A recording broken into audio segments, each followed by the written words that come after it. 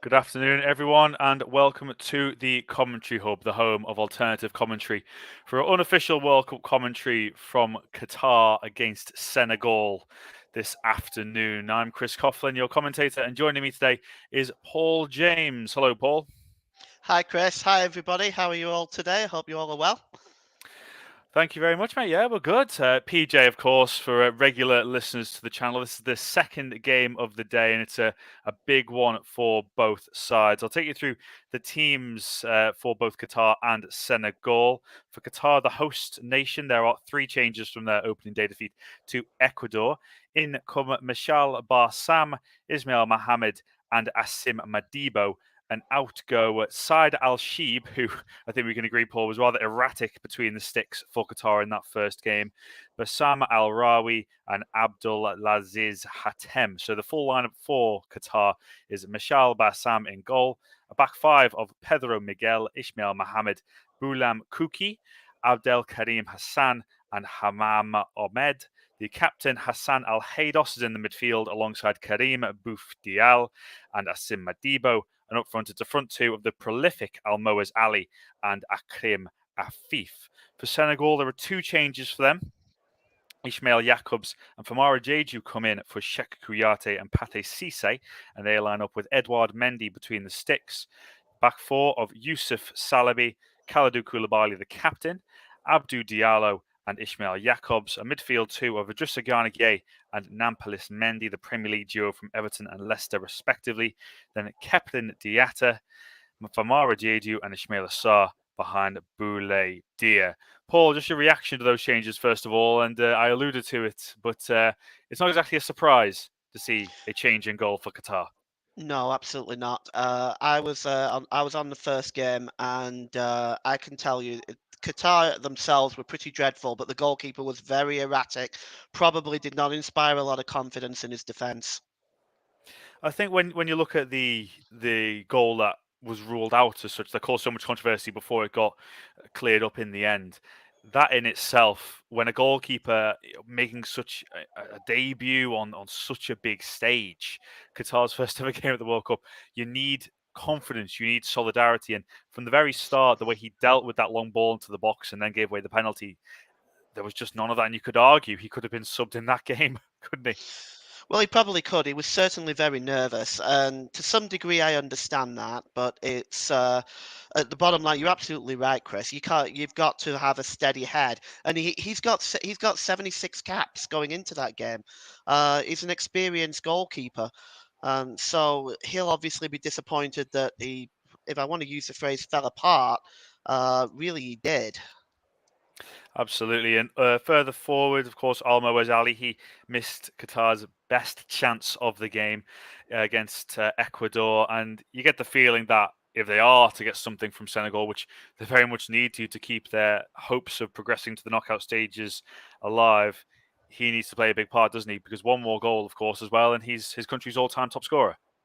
Yeah, that's correct. And along with Manir as well. Sorry, along with Akram Afif as well, there's you're looking at 52 goals between them. So they've got the capability of scoring goals. But I mean, they were basically the qualifying group. They didn't have to qualify, of course, but some of the friendlies that they've played, they've got some good results from. So I'm not sure exactly what went wrong in that first game that they were so poor. But they're going to rely on Afif and Ali if they're going to have any chance of getting out of this group. And Afif himself, I mean, he's talked about, isn't he, as one of the best two players in the Middle East, the other being Salem Al Dasari, and we saw the impact he made against Argentina. What are you expecting to see more of him on the ball this afternoon? I think they need to bring him into the game a little bit more. One of the things I was disappointed with was Qatar. Is they just didn't press enough in the first game. A striker generally relies on, unless he's absolutely an amazing talent, generally strikers rely on the service that they get. And he just got nothing in that first game. So they're going to have to try and bring him into the game if they want to get anything from this one. We're just seeing the teams on the pitch at the moment as the national anthems are being observed at the El Thumana Stadium in Doha. And we'll touch on Senegal shortly as well. In fact, let's do it now, PJ, as well. Edouard Mendy in goal for them. And, I know he hasn't played recently for Chelsea, of course, with Kepa Arrizabalaga making a name for himself in between the sticks, but he didn't help himself against the Dutch, did he? No, and he is prone to errors. Is Mendy? I've seen him make some particularly bad clangers in the Champions League. I think Real Madrid last season was a case in point. It's but he's still on the whole a very steady goalkeeper. And I think for him, if Senegal want to get through and they want to be in the round of 16, he's going to have to be on his game. And of course, the rather large elephant in the room with regards to Senegal, if you want to call it that, is the absence of Sadio Mane. And whatever expectations Senegal had going into the tournament, is it only fair to say that they've been tempered somewhat by his injury? Oh, there's no question about it. Sadio Mane is a world-class talent with goal-scoring capability, speed. He is one of those players that any team would give anything for. And although Senegal still do have some good players, I think that loss is a significant blow. And one of those players indeed is Ismail Assar. We were talking just before we started the stream, making his 50th appearance for Senegal today. He's been linked with many bigger clubs than Watford during his time in England, hasn't he? But he's a player they'll really need today in terms of getting themselves on the board to hopefully, from Senegal's case, set up a juicy final group game against Ecuador. Yeah, absolutely. Sarr also has a real opportunity here to put himself in the shop window, so that a Premier League club can come along, or another one of the major European clubs can come along and pick him up. This is an opportunity for him, actually, with Sadio Mane. I know it sounds selfish, but with Sadio Mane out, this is a real opportunity for Sarr to step into the limelight a little bit.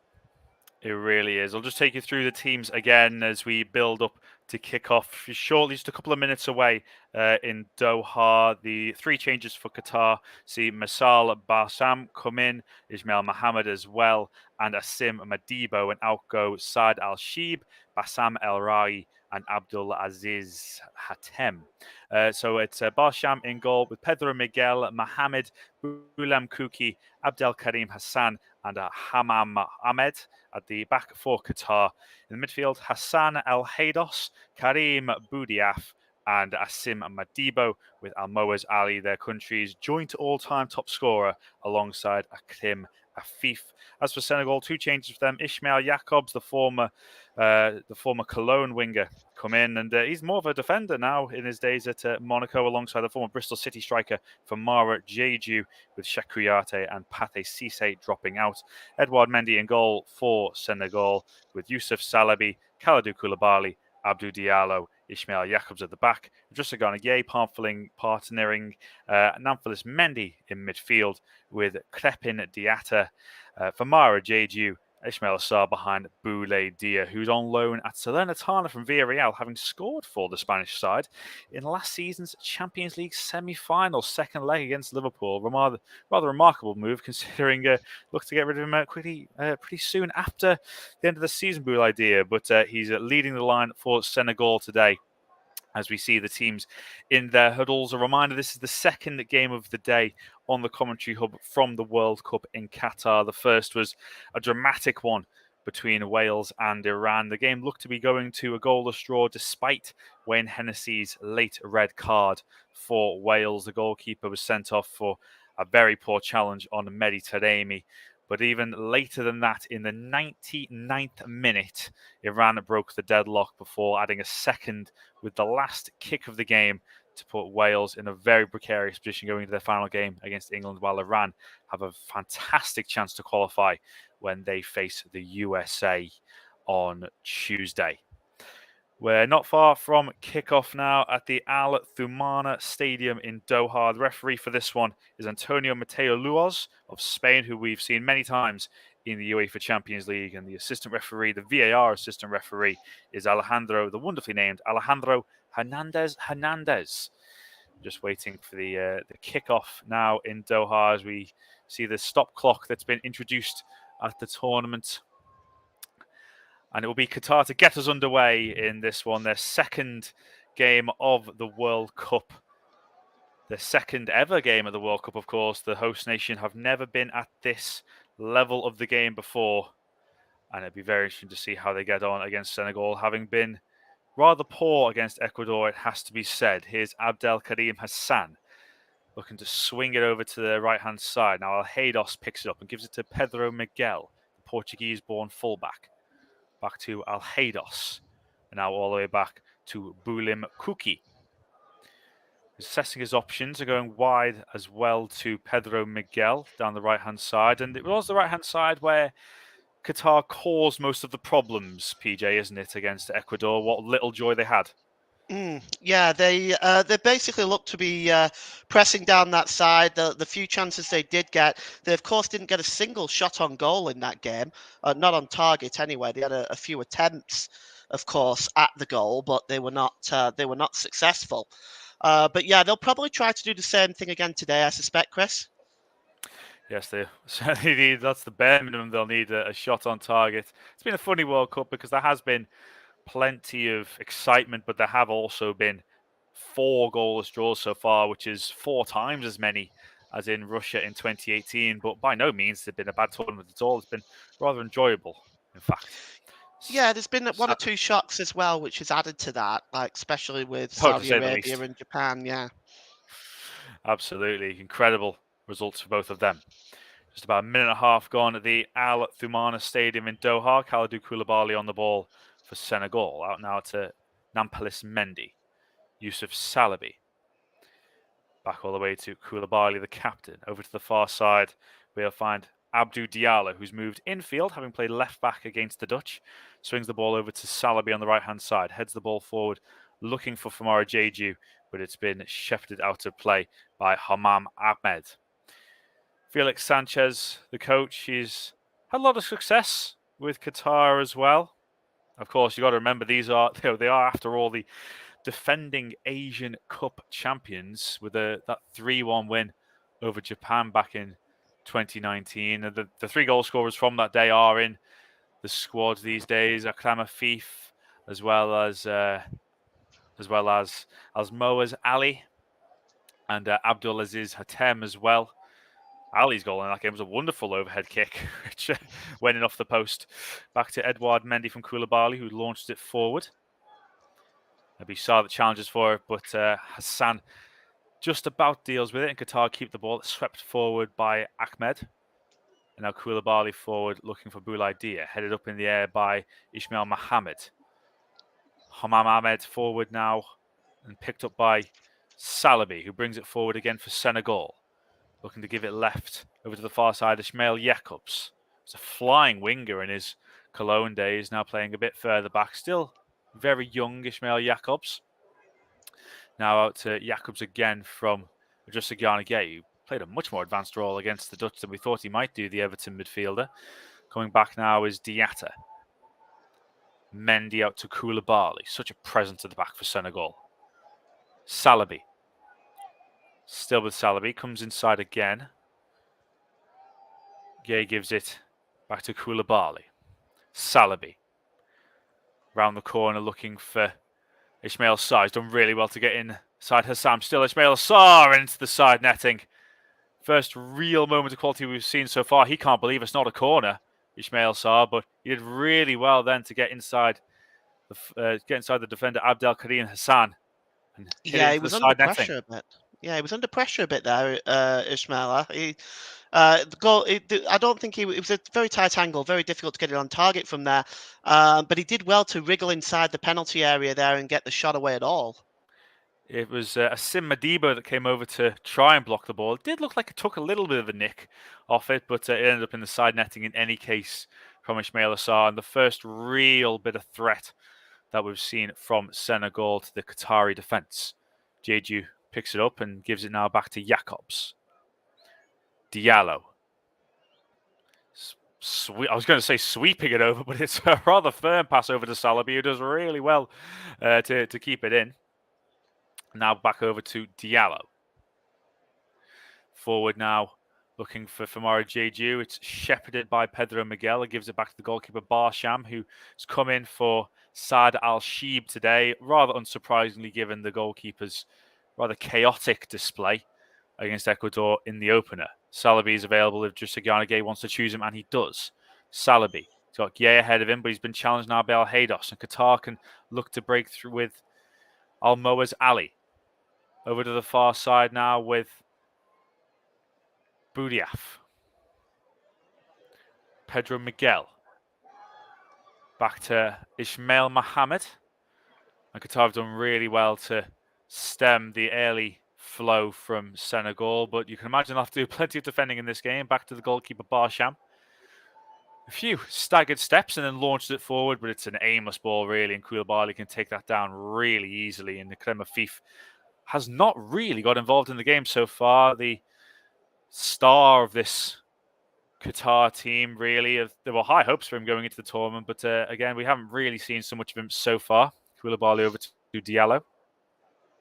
Yeah, there's a bit of there's a lack of press from Qatar right now. I think they're holding off Senegal. It's early on yet, but they're going to want to start pressing and creating chances for Afif.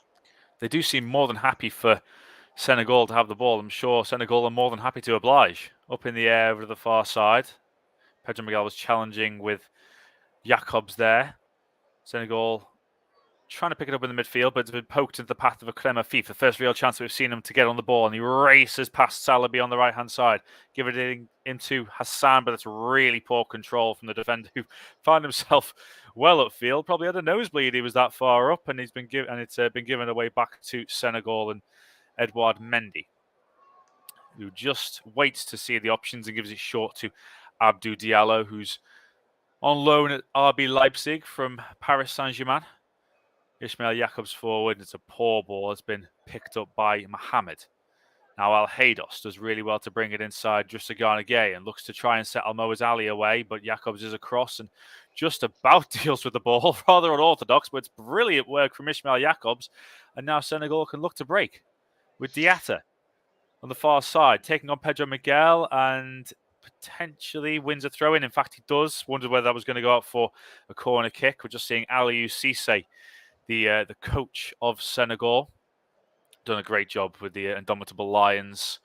And it's a rather interesting fact, PJ, that all African nations at this tournament are coached by a countryman. Yeah, and they've done very, very well in qualifying as well. Like they scored in the group stage of the qualifying before the playoff. They scored 15 goals. That's 3 times more than anybody else in the group. Of course, came through with that dramatic penalty shootout against Egypt. Around the corner for Ismail Assar, does well to keep it in. It's come through now to Jeju and just touched away from Boulaïdia. The shot will come in from Namphalis Mendy, and it's well wide in the end. Mendy not renowned for his goal-scoring prowess. The ball just about stayed in play, I think. Jeju did really well to collect and turn. The ball came out as far as Namphalis Mendy, and his volley was well wide of the target in the end. Yeah, it was worth the try. It was maybe about 20, 25 yards out. It was worth the effort. Sat up nicely for him. It's one of those, as a professional footballer, when you get that opportunity, it's difficult not to strike it. Qatar now coming forward for Senegal, give the ball away. Ball out to the left-hand side with Ahmed. Akrim Afif just being pushed back into his own half by Mendy. And now back with the goalkeeper, Meshal Barsam. Forward now to the far side, was looking for Al-Haydos, but again, a really poor use of the ball from Qatar in this game. Abdou Diallo gives it to Jusagana Gay. Forward looking for Diatta and Dia, but it was beyond both of them, and Qatar picked the ball up again. It's been a game that's been short on quality so far, PJ, in the opening 10 minutes. Yeah, at the moment, especially looking at Qatar's, they've given the ball away when in a short time that they have had it. Senegal have been making the best effort to try to get forward and create chances. Akrim Afif heads it on now to Al-Haydos. Lovely touch now into the path of Homam Ahmed. Can't get the ball past Salabi, but can he try again? He's tried to go past Salabi, and the ball has gone out of play, and it'll be a goal kick for Senegal. first real chance we've seen for Qatar to get forward down the left-hand side. Homam Ahmed just couldn't win that battle with Yusuf Salabi, and you get the feeling that will be a battle throughout the afternoon. We're just seeing the Qatari fans first. It's a chance for them really to embrace the game. So much has been made about the off the pitch aspects of this tournament, if you like, and it was always going to be highlighted, especially the closer that we got to the tournament. But it is good to see that football has been doing the talking over the last 5 days or so in Qatar, and it has been a really enjoyable tournament so far. And the hosts want to be getting in on the act, but they've got some defending to do here with Jacobs, and now back as far as Drissagana Gay, exchanging passes with Mendy. Gay gives it left to Abdou Diallo. Just over 10 minutes gone at the Al Thumana Stadium in Doha, where it is Qatar 0, Senegal 0. You're listening to Alternative Commentary with the Commentary Hub with myself, Chris Coughlin, alongside Paul James. And now it's going to come through to, well, I thought it was going to come through Ismail Assar because he was trying to burst onto the ball, but it just ran away from him as looked to get Crepin Diatta away from the defender. And here is Diatta now. First real chance we've seen to have him on the ball, cutting inside and giving it to Idrissa Gay. Short to Mendy. Back now to Diallo. Senegal using the width really well as Jacobs looks to send it in. It does appear to be the priority for Senegal, but I think even if Mane had been available, they would have been using the width as well, as Mendy does really well to get away from his man, chipping it to the far side. He's got 3 Senegal players there and actually went beyond all of them. Diatta did really well to keep it in. Jacobs now, touch out of his feet, swings the ball in, headed away by Boulem Kouki. And Nampalys Mendy just heads into path of Koulibaly, and I think PJ, for the likes of Almoez Ali and Afif, if they get a run and they see Koulibaly in front of them, it's almost a thankless task, really. Yeah, yeah, it is. He's a superb player, is Koulibaly, and I almost feel for Qatar because they are inviting pressure at the moment and getting. I don't. It looks to me like they're trying to play on a counter attack, but they don't have the quality, in my opinion, to really hurt Senegal on this counter attack. They're just not quick enough breaking away.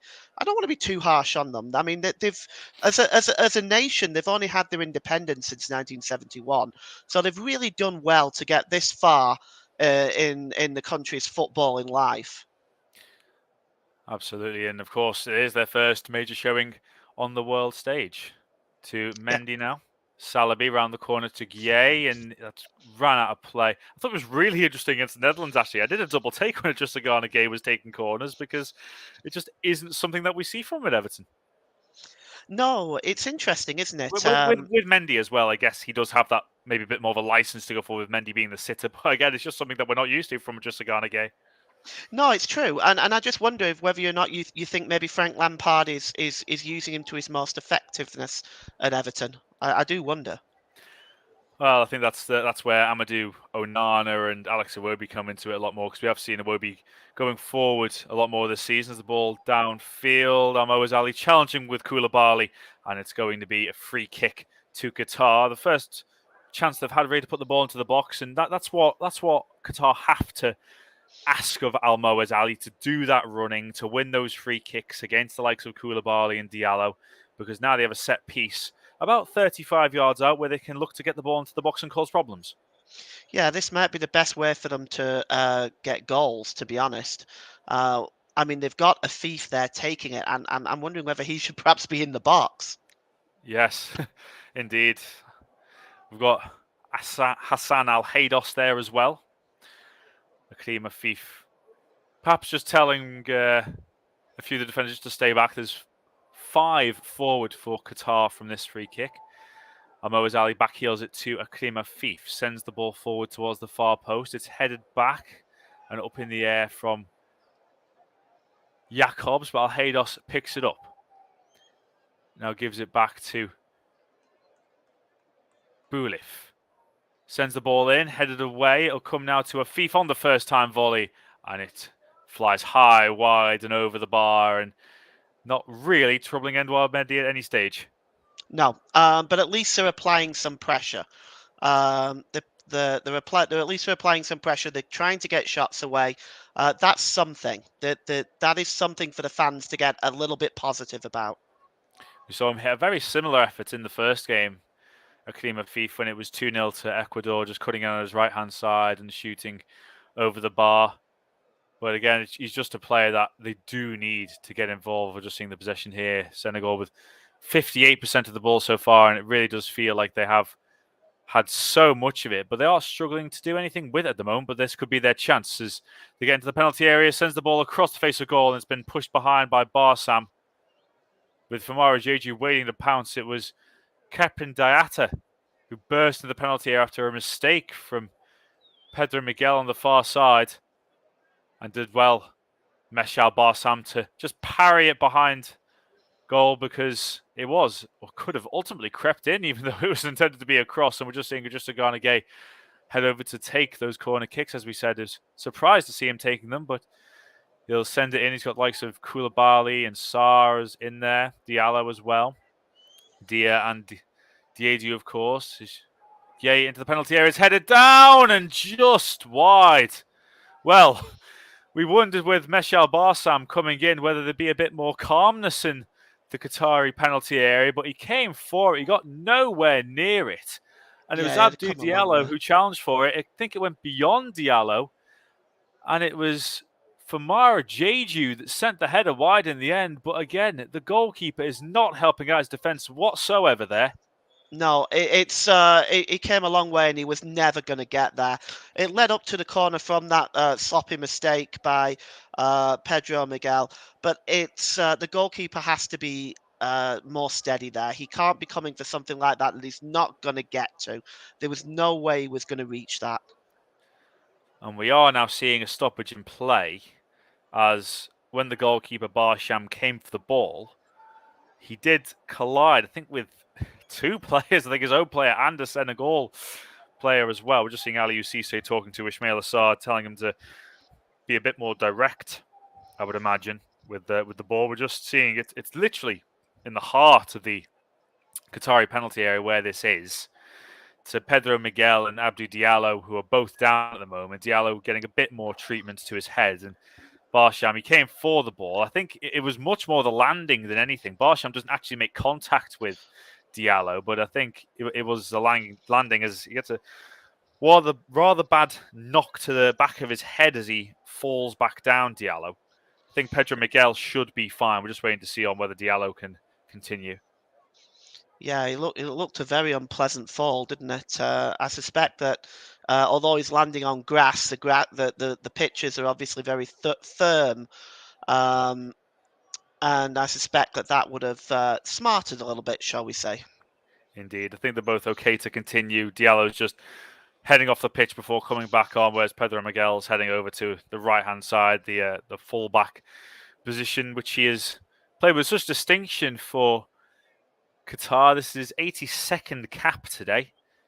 The full-back who was born in Portugal, Pedro Miguel. He's only got one goal so far that came back in 2017, and how we'd love to add to that at the World Cup. Krema FIFA's dropped deep to pick up the ball down the left-hand side, looking to cut inside. He's still with it, Afif, and he's won a throw-in level with the Senegal penalty area. Gives the ball back now to Ismail Mohammed to take. He's taking it quickly. I think almost a bit too quick for Asma Ali. It's been cleared out again. Mohammed is forward now. I think Mohammed seems to be, when we saw Sheffield United, didn't we, a few years ago, the overlapping centre-backs. It looks like Qatar are employing a little bit of that, as he does seem to be sharing those wide responsibilities with Pedro Miguel down the right-hand side, Ismail Mohammed. And here he is now, as Senegal win the ball and look to break. It's a good challenge, though, by Miguel. Ye sends the ball forwards down the left-hand side. His Boulaïdia cutting inside. Really good tracking back from Ismail Mohammed. Well, I thought it was good tracking back, but the referee, Antonio Mateo Lahoz, has given him a yellow card. I'd just like to look at that again. I don't know if he wins the ball here. Oh, he On first does. glance, yeah. He does. That's a fine tackle. He can consider himself very unfortunate. On first glance, I have to say, it looked like it was brilliant tracking back. And yes, he did seem rather surprised at the display of a yellow card from the referee Lahoz, and I think he's got every entitlement to be confused at that because it was a very good challenge with Boulaïdia bursting forward, but Senegal are back with the ball now. Here's Salabi. Cutting back inside and giving it to Nampalys Mendy. Back to Koulibaly. Square to Diallo. And out to Idrissa Gay. You're seeing Ismail Jakobs pushed so far up the left-hand side. It's almost difficult to get it to him from a Senegal perspective. Koulibaly. Now to Mendy. Out to Salabi. He's got Sarr on his outside. Salabi will send a high ball into the penalty area and he goes sailing behind out for a goal kick. But there were options there for Senegal and a bit of a waste from Youssouf Salabi, the Real Betis fullback. Just 20 and a half minutes gone at the Al Touman Stadium in Doha, where it is still Qatar 0, Senegal 0. In a similar way to the early game that we saw, PJ, as well, it ultimately Iran got a crucial win for them, but a draw does nothing for either of these sides. That's true. Yeah, both lost the first game, and I think Senegal appear to be showing the most urgency. They're streaming forward. I think it's just at the moment the final ball for them right now. They don't seem to be able to get that right, but they are streaming forward. They're getting players forward. They're trying to create chances. Just the final ball for me for Senegal. For Qatar, need to they need to start pressing a little bit. They don't want to go out with scoring no goals and perhaps getting no shots on target. That's not going to do them, their country, or their football fans any favours at all.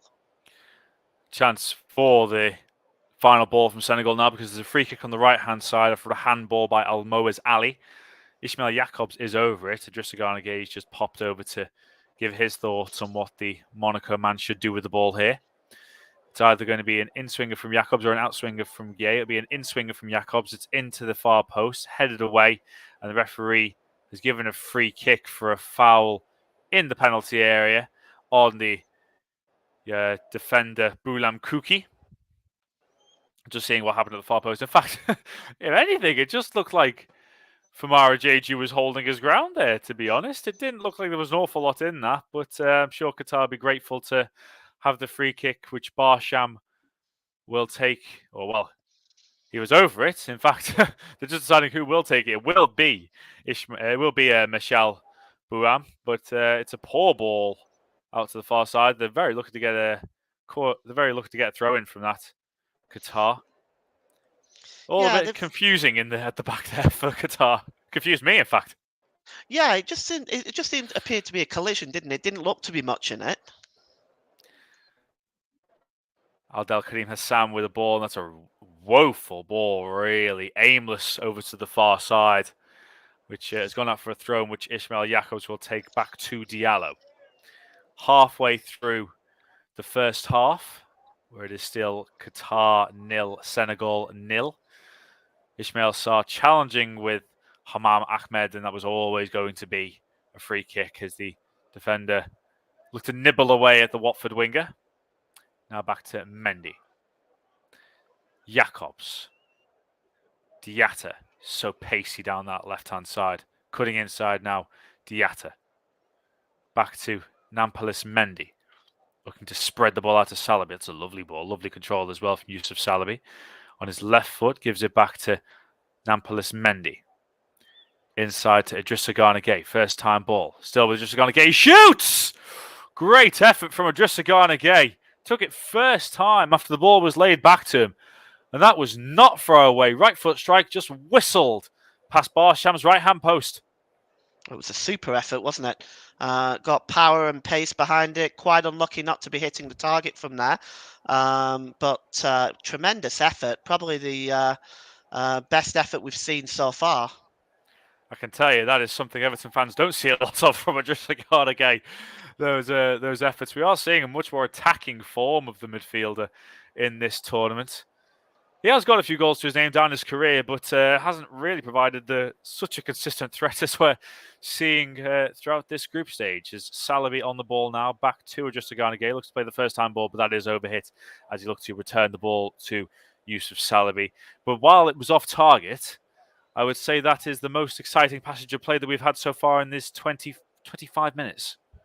Yeah, it's not been fantastic so far, but I can see that Senegal are trying to press, and some of the outfits that these Senegal fans are wearing is just outstanding. Um, I love this sort of thing from fans. I've seen it in this World Cup. I think it looks. I think it looks great. Certainly adds to the occasion, doesn't it? It does. It was kind of almost like a tribal costume, wasn't it, with the hat and the outfit? It was it's what the World Cup's all about. This culture and flair from countries all across the world coming into, well, the smallest country ever to host the World Cup in Qatar. Ball out due to Abdel Karim Hassan, who's now down the left-hand side. And he will shoot, and it's gone over the bar. He's looking for a corner. Goal kick is given. I have to say, my first reaction was it did take a nick on the way over. It did. Just seeing the replay Quite there, just clearly as caught him well. on. Yeah, caught him on the toe. That should have been a corner. From the backtracking Idrissa Gana Gueye, who's involved at both ends. The ball forward now looking for Marajeju. He could be in, but it's good goalkeeping and rather theatrical goalkeeping as well from Meshal Barsham. But he's certainly got the ball as it was Ismail Assar, in fact, that was just chasing down the ball as the ball over the top. But he dived on the ball mid-air, Barsham, and did really well to claim it. Yeah, Here's now funny that. Hassan. Alheos out now to the far side with Ismail Mohammed taking on Ismail Jacobs. The ball into the penalty area, looking for Moaz Ali, but really good defending from Idrissa Gana Gueye, who's very, very involved in these early stages. Ismail Jacobs back to Abdou Diallo. Bypasses Koulibaly and goes out to Salabi. Looking for options down the right-hand side. Not too many there, so we give it back to the captain, Kalidou Koulibaly. Out left to Diallo. Jacobs. Diatta ahead of him. Bouladia in the centre. The ball going towards Famara Jeju, and it's a corner after a rather unorthodox piece of defending. Bumbulem Kuki. Yeah, he may not have got the call from the defenders behind him, but it's very fortunate because those can end up going into your own net on a bad day. They can indeed. I remember a very similar instance with a ball into the box in the playoff final for Huddersfield when Lewis Colwill put it in his own net against Nottingham Forest. Just a Gana with the corner into the near post, headed away. And it's going to drift out for a throw in. I guess one theme of this World Cup, PJ, is that we have seen slow starts from these games. But, for example, we saw a very slow start from Portugal and Ghana yesterday. It ended up being 3-2 with the potential for 3-3 right at the end. Yeah, there hasn't been any sort of early fireworks, so to speak, but there has been one or two really good games. I think the goals are down, but as you mentioned earlier, it's still been quite enjoyable.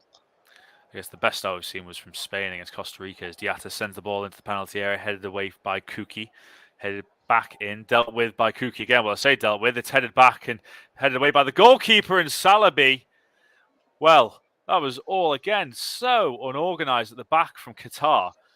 Poor defending from Kuki. He was headed back into the penalty area. Kuki again up in the air, punched away by the goalkeeper Meshal Barsham, and Salabi really might feel he should have got it on target with the goal completely unguarded. Yeah, you got to hit the target from there. I mean, it's sometimes very difficult to catch it right on the volley there. Is it a little bit of an awkward angle, but really should be hitting the target from there. It appeared that a free kick had been given, in fact, given the positioning of where the restart happened. Just looking at Qatar's formation now, it does appear that Ismail Mohammed is now playing much more on the right-hand side than Pedro Miguel is at all, which is rather surprising given the nature of Pedro Miguel's play, as Senegal just playing it around the back now. Edouard Mendy clears it upfield. Modibo heads it in play. We haven't seen that much of a Sim Modibo so far from a defensive or attacking perspective, really, in the midfield. Al-Haydos now out to Mohammed. Rather chips the ball into the penalty area. That should be Mendy's all day, and it is. And again, it's the quality of the final delivery that we're just not seeing at the moment as Mendy looks to send it downfield. Ismail Assar could get in, and the goalkeeper again isn't helping himself. Kuki heads it back to the goalkeeper. And this defending from Qatar is very last ditch, to say the least. Oh yeah, it's actually I actually find it quite frustrating to watch. Really, it's very I don't want to use Ismail the term Assar there amateur-like. really will be disappointed Yeah. because Messal Barsham has come out of his area. Ismail Assar, the emphasis is on him there to really make something of it. A finer touch over the goalkeeper, perhaps. He's got a fantastic chance to score, but it was almost as if he wasn't expecting Barsham to be there, as we're seeing the first yellow card to Senegal being brandished to Boulaye Dia, the Salernitana forward. Yeah, that was it was a very it was sloppy defending. The goalkeeper came out. I think the goalkeeper had to come out in that situation, but I mean he didn't deal with it very well. And well, I commentated on Germany's game against Japan, and the defending was poor in that game from Germany's perspective. But this is very poor from Qatar. And I almost feel like that it's only a matter of time before Senegal open the scoring, and then you may well see the floodgates open. Indeed. We are getting the feeling that there are chances coming for Senegal. There are goals there for them. And just a reminder of how it stands in the group at the moment. These two teams coming into it having lost their first game 2-0. Qatar losing their opener 2-0 to South American qualifiers Ecuador with a brace from Enna Valencia, former West Ham and Everton forward, before Senegal lost to the Netherlands. 2 late goals, first from Cody Gakpo, who's heavily linked with Manchester United in the last few days as well, and then the former Everton midfielder Davy Klaassen late on in stoppage time. And it's so important for these two teams to get a win, because certainly for Senegal, of course, for Qatar, they have the rather imposing matter of the Dutch in their final game, as we're just seeing a bit of treatment being given. I think it's to Hamam Ahmed, getting his hand stitched up. Whether something's going on there, maybe jarred his hand as he fell on the ground under the challenge of Boulaye Dia. Looks rather painful there, really. Yeah, it looks like he took a knock there. I wouldn't, he might have even pulled something, but Sprained yeah, wrist they've or something. strapped that up good. Yeah. Yeah. But of course, for Senegal, certainly, the opportunity to set up that winner takes all tie against Ecuador, that's the emphasis on them really in this game, as Qatar get the ball back underway with Akrim Afif back in his own half. And that's kind of the summary of his display so far. We haven't really seen him be able to get on the ball, which is what Qatar will want to see, as Kuki again takes chances at the back. The ball forward now looking for Almoez Ali, and the ball will go out of play for a Senegal throw in about 25 yards out from their own goal. Throw in now looking for Dia, which he has won a free kick, again under the challenge of Boulem Kuki, and we're very much seeing him involved in the defensive aspect. He's up against 2 really strong players in the likes of Famara Jeju and Boulaye Dia. Diallo gets it started again at the back for Senegal. Koulibaly. Out to Salabi. Plays it forward looking for Ismail Assar. It's a really good challenge, in fact, from Madibo. Flicked forward from Afif. And is this the chance for Qatar to get forward? Madibo. Ali. That's a great chance. Akrim Afif is in. He's gone down. What's the referee going to do? He's having a long, hard look and giving a goal kick. Well, they look furious. Afif looks absolutely furious.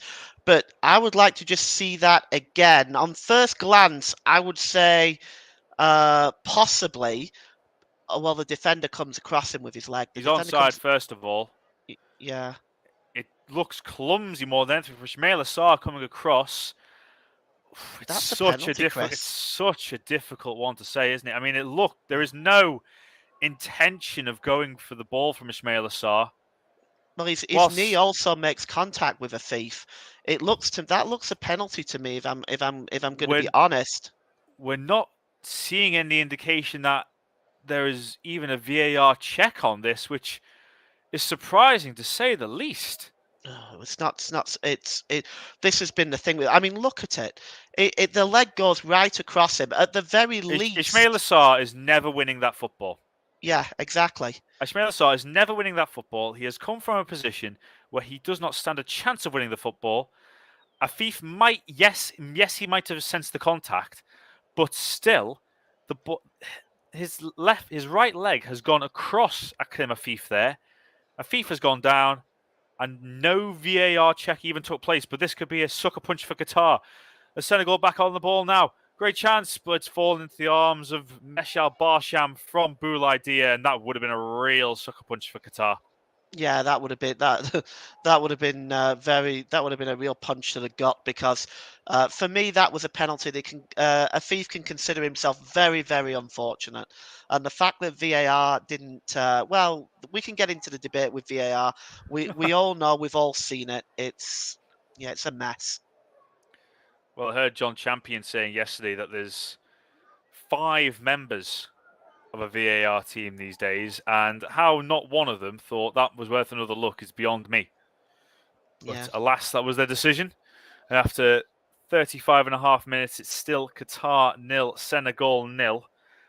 The biggest moment of the game coming just a couple of minutes ago when Akrem Afif was taken down by Ismail Assar, but no penalty was awarded, and there was no VAR review that took place as Senegal win a throw-in level with the Qatar penalty area.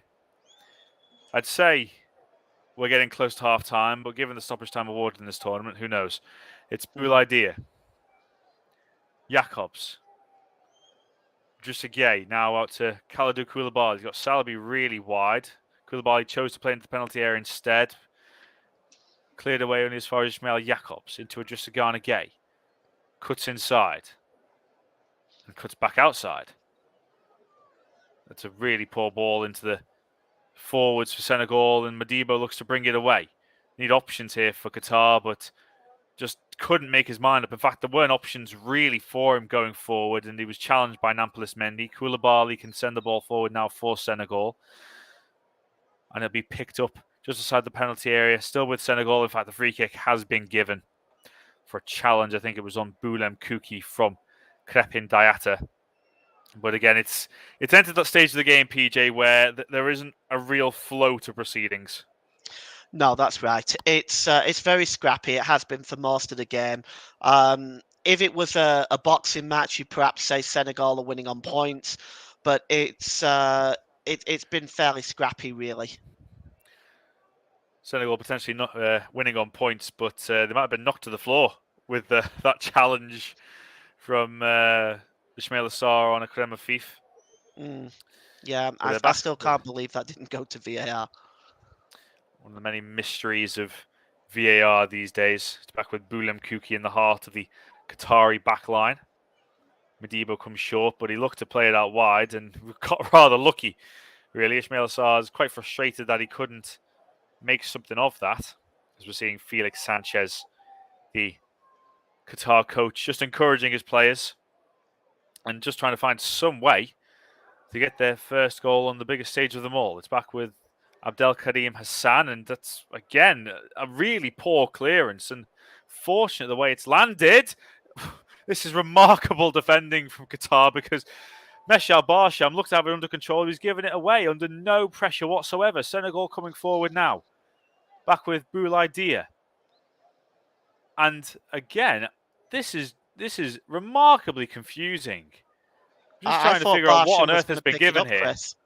I thought he was going to pick it up, and then at the last minute decided to perhaps try and play the ball out. Or no, what he tried to do, he tried to bring the ball back into his own penalty area, ended up miscontrolling it, and Modibo had to deal with it. But a drop ball has been given, and I'm not sure what for, because Senegal won the ball back, and the ball has been given back to Senegal. I have to say, this is a remarkably confusing football match. This last 10 minutes, the ball was given away by Meshal Barsham. Senegal picked it up, played the ball around, and play was stopped for a drop ball, but we have no clarification as to what. But Senegal are back underway. Mendy back to Edouard Mendy. We might get a football match in a bit. Here, out to Jacobs. Looks to head it forward to Diatta. Headed in field now to Hassan Al-Haydos. Forward to Akrem Afif. Al-Haydos again. Afif back to Pedro Miguel, who definitely is taking up a centre-back position now with Ismail Mohammed on the right-hand side. Looks to play it forward to Ali, but it's a poor ball again. And it's a poor ball forward from Drissagana Gay, and no side really is showing any sign of taking hold of this match. No, it's very, very scrappy. It doesn't appear to be as it's gotten worse sort of over the last 10 minutes or so. But both teams are particularly Qatar, but both teams are really struggling a little bit to create the final ball in. Diallo. Jacobs. Back to Abdou Diallo. Just under 5 minutes to go until the end of regulation time, and then I sense we'll have a relatively short extra stoppage time period. Really, there hasn't been too much going on as Senegal get the ball into the box. It might land now, and it does. Bull idea for Senegal. Horrific defending once again from Qatar. Boulem Kouki was the one at fault. The ball was played into the penalty area. They couldn't get rid of it, and it fell to Boulaïdia with a clinical finish at the near post. We said the game's been short on quality. There was some of it from Boulaïdia. Qatar 0, Yes. Senegal 1. Yeah, it was first of all, it was a great finish. But you're absolutely right. The defending was absolutely abysmal. And when I look at this again on the monitor, I mean, that is appalling. That is absolutely appalling by Kuki. And the finish there, well, it was left with. He's 8 yards out. One would expect him to put it on target, but it was a nicely put away past the goalkeeper, I have to say. But, well, that defending is. I don't know about you, Chris, but I'm scratching my head. It's very confusing as well. We seem to be using that word a lot in this first half, but the ball is sent into the penalty area low from the left-hand side. Kuki is almost on his backside as he tries to clear the ball, mishits it. It then rebounds back off himself, perfectly into the path of Boulaïdia, who wasted no time in sweeping it past Meshal Barsham at his near post. And whilst I wouldn't say this game has been particularly watchable in many regards, Senegal just about deserved the breakthrough. Yeah, I certainly think so. They've been making the bigger effort. Afif is still upset over the penalty. I think it'll be highlighted more now Senegal have taken the lead. Yeah, for sure. Because I mean, there was no doubt in my mind it was a penalty. Um, but again, you commit defensive errors like that. You don't deserve to be going in leading or even level when you defend like that. You're asking for trouble. Just under 2.5 minutes to go until stoppage time. Qatar can ill afford to concede another goal. But again, we're seeing very similar signs to what we saw in their first game against Ecuador. It is just that final ball, and we are still waiting for Qatar's first shot on target of the tournament. As the ball's played forward to Famara Jeju, who's flagged offside. Ball just about went out of play in any instance, but we are waiting. We're a game and a half in for the hosts of the tournament, and to have no shot on target is pretty poor by any host standards for a World Cup, really. And I think, well, South Africa in 2010 were the first hosts to get knocked out at the group stage of the competition, and Qatar will have to go some way to avoid being the second, with Abdel Karim Hassan charged down by Ismail Sarr to throw into Qatar just outside the perimeter of their own penalty area. Hassan again takes his time, gives it back to the goalkeeper Barsham.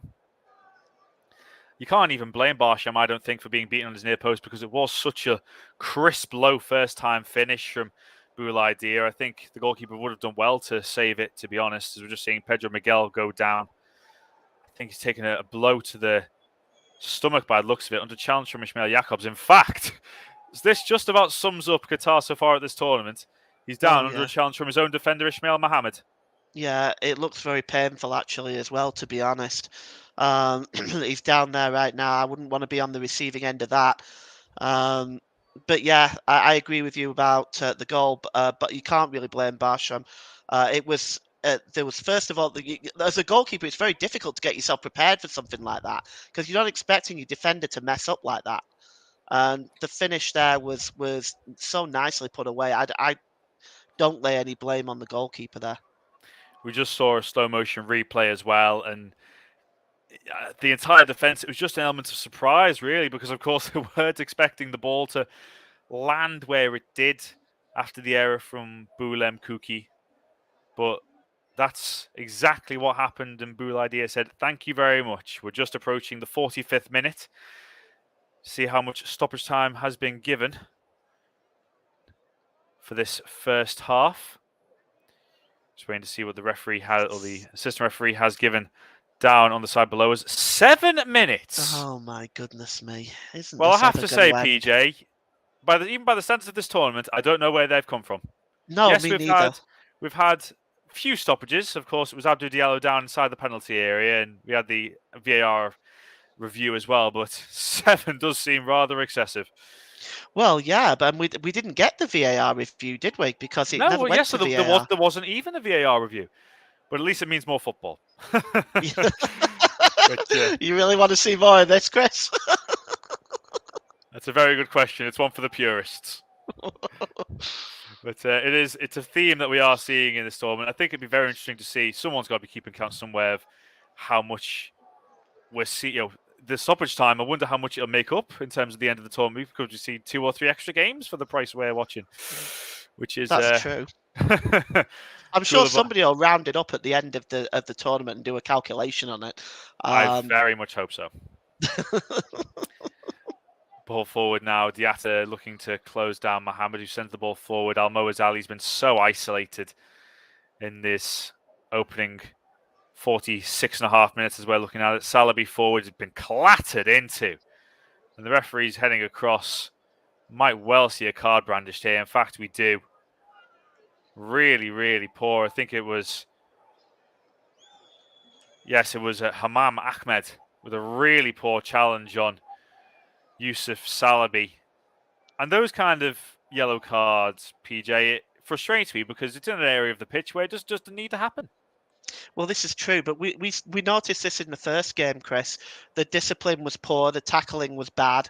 They're going to be lucky to end up with still 11 men on the field at the end of the game if they carry on like this.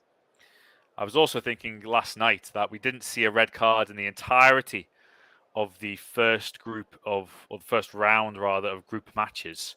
And what did we see in the first one of the second round? A red card for Wales, Wayne Hennessy. But that's 2 Qatari players in the referee's notebook now. The first one was Ismail Mohammed after 20 minutes for a clean challenge, as we said. It was unfortunate to get the yellow card.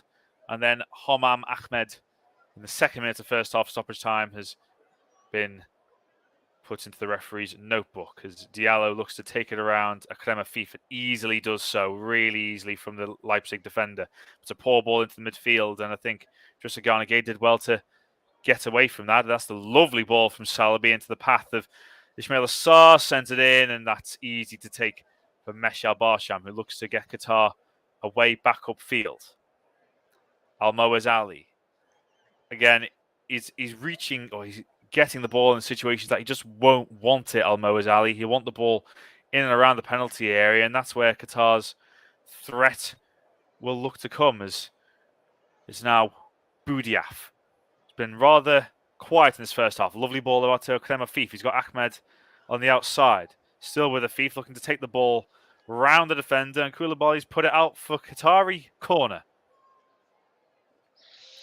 And this is where they will look to make the most opportunities to get the ball into the likes of Almoez Ali and Karim Boudiaf, who's in there as well. They're sending up the defenders as well.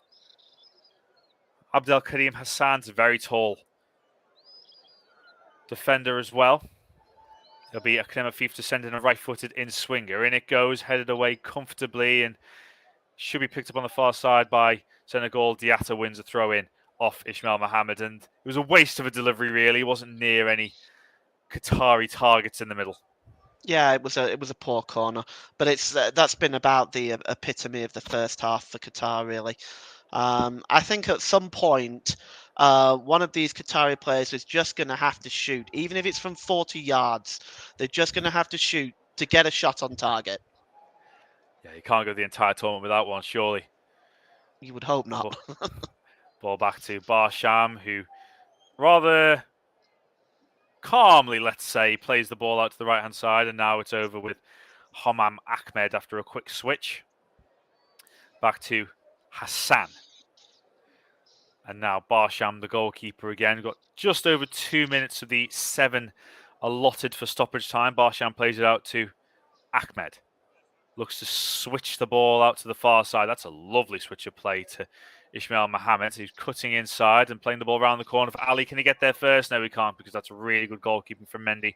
Off his line really quickly to thwart Al Moez Ali, who's still in search of his record-breaking goal for Qatar. He's got 42 so far in a Qatari shirt. He's joint level with Mansour Muftah, who played for the Qatari national team between 1976 and 2000.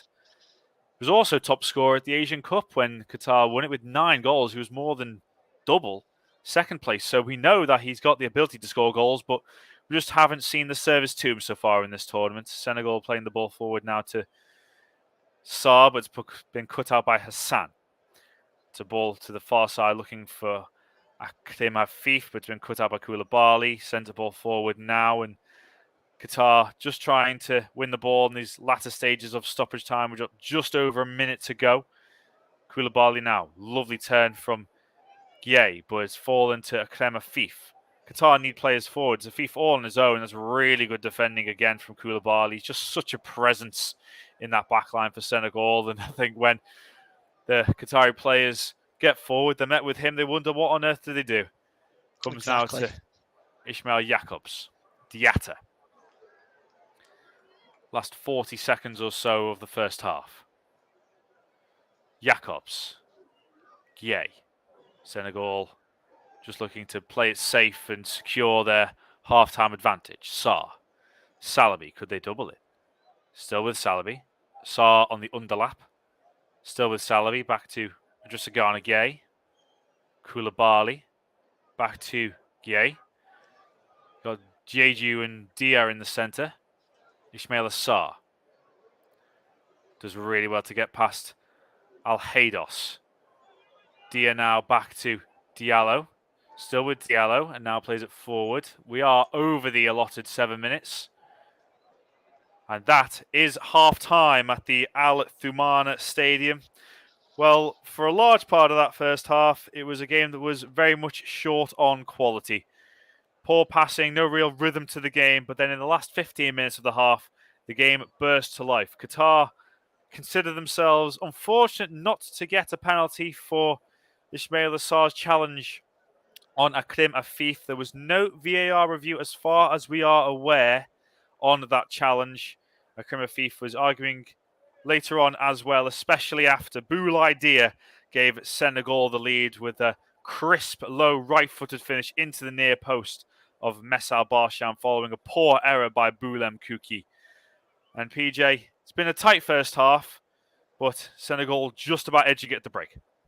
Yeah, they've certainly done the most pressing throughout the game. It has been a game very short on chances, but I think on the whole of things, Senegal shaded it and deserved the lead. Afif can consider himself most unfortunate about the penalty, but I think for Qatar, they do need to press more, and defensively they need to improve because they're making a lot of errors defensively, and it's going to cost them.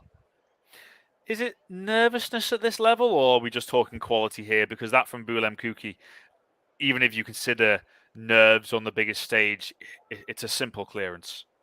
Well, it is, but I would say this: that Qatar are they're one of two teams that all of their squad plays in their national league. Qatar and Saudi Arabia are the two teams. And so perhaps they've not had exposure to football from other continents where the game is played slightly different. It's played quicker and more aggressively. Senegal have players that play in the European leagues and, of course, in the Premier League. So maybe Qatar are struggling a little bit dealing with that. Although during the qualifying period they did play some games against European opposition. So, but generally, yes, there is definitely a lack of quality in Qatar's play. Well, the main quality from the first half was provided by Salernitana's Boulaye Dia with a brilliant finish at the near post for his 4th international goal. And at the break, at the Al Thumana Stadium in Doha. It is Qatar 0, Senegal 1.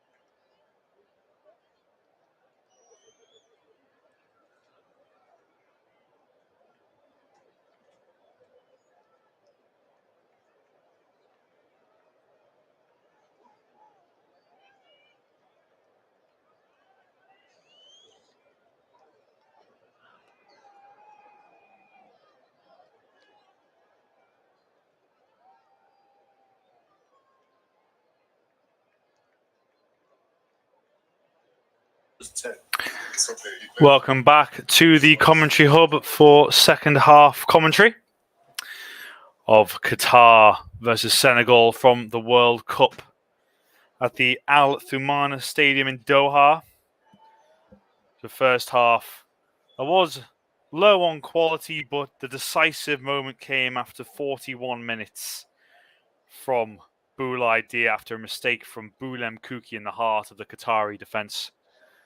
As it stands, Qatar could well be out the tournament today, and as we get underway now for the second half, that is not something they will want as host nation. Of course, haven't even had a shot on target so far in the tournament. I'm joined for the second half again by Paul, James, and Paul. We need to see significant improvement from Qatar because, as you say, going out in the group stages as a host nation, not even having a shot on target, it's not something that they'll want on their first experience at this level. No, absolutely not. And of course, if this game ends the way that it is, and Netherlands and Ecuador ends up in a draw, that's it. They're out mathematically. So all to do for Qatar in this second half. But from a Senegal perspective, it'd be much the same, really, in terms of what they'll want from this contest. The ball forward from Koulibaly, headed away by Kouki, who in particular will need to improve his display from the first half after a really poor error that led to Boulaye Dia's goal. Playing the ball out to the right-hand side, Ismail Mohamed into Boudiaf, and it's gone out for a throw-in under pressure from Ismail Assar.